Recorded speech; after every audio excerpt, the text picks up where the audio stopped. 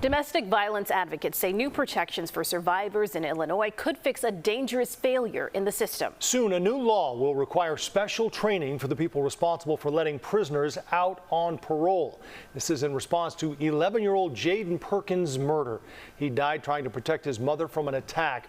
Her ex-boyfriend is charged in the case. He had just been let out of jail. We are always investigating, and our Marissa Sulek is here with what this means for victims. Marissa.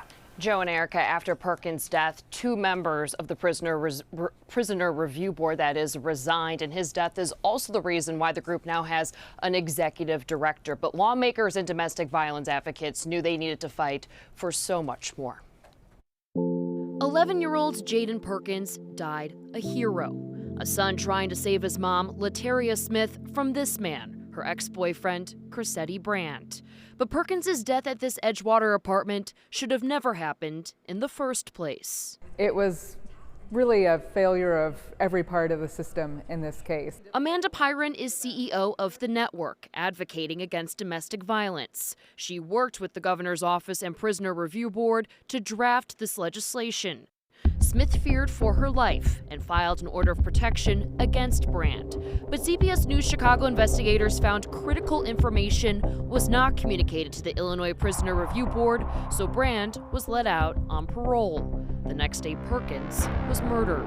It doesn't appear that they were checking for active orders of protection. It doesn't appear that they were checking for pending orders of protection. This new bill on its way to Governor Pritzker's desk would require the review board to run a leads report, which contains criminal history, orders of protection, and any pending.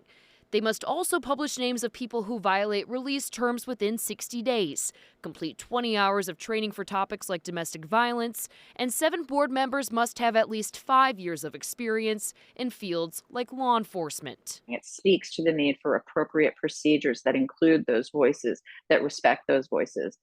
State Representative Kelly Cassidy worked months with lawmakers and other activists to pass this bill. While there is some relief, she says there is more work to be done for victims like Perkins and his family, who she plans to speak with soon. Yeah, I very much am looking forward to getting a second to be able to share this good news. Brand's trial is ongoing, and he is currently representing himself. Governor Pritzker also says that he intends to sign this bill into law. Live in the control room, Marissa Sulek, CBS News, Chicago. Thank you, Marissa.